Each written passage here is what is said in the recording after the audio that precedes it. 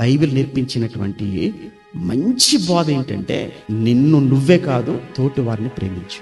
No, నేను తోటి వారిని కాదు, నేను నా భర్తనే ప్రేమించలేను, నా భార్యనే ప్రేమించను, నా పిల్లల్ని కూడా ప్రేమించను, అవసరమైతే నా పిల్లల్ని కూడా చంపేసుకుంటాను. అవును, ఎందుకు? మా సంతోషాలకు మా ఆనందాలకు పిల్లలు అడ్డుగా ఉన్నారనుకుంటే పిల్లలని కూడా చూడకుండా వాళ్ళని కూడా చంపేసి వెళ్ళిపోతున్నారు. లేవా? మీరు వినటం లేదా? మీరు చూడటం లేదా? నేను కొత్తగా చెప్తున్నానా? ఇలాంటి సంఘటనలు మన సమాజంలో నిత్యము జరుగుతూ ఉండటం చూస్తుంటే ఎక్కడికి వెళ్ళిపోతున్నాం మనం? అసలే ప్రపంచంలో భారతదేశానికి ఏమన్నా గొప్ప పేరు. భారతదేశంలో ఉన్న సంస్కృతి చాలా గొప్పదండి, సాంప్రదాయాలు చాలా గొప్పవండి. భారతదేశంలో వివాహ వ్యవస్థ చాలా పటిష్టమైనదండి.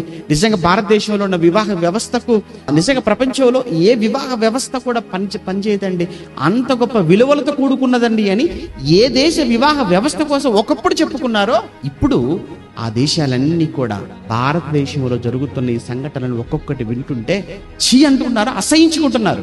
ఎందుకు ఇలా మారిపోయింది? ఇందులో క్రైస్తవ కుటుంబాలు కూడా ఉన్నాయా?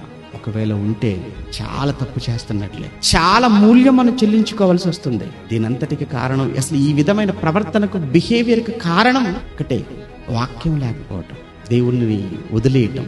దేవుణ్ణి వదిలేస్తే, వాక్యం పక్కన పెడితే మనిషి ఎలా మారిపోతాడు అని అంటే, ఇది క్రూరత్వం, క్రూర స్వభావంలోనికి మనిషి మారిపోతాడు.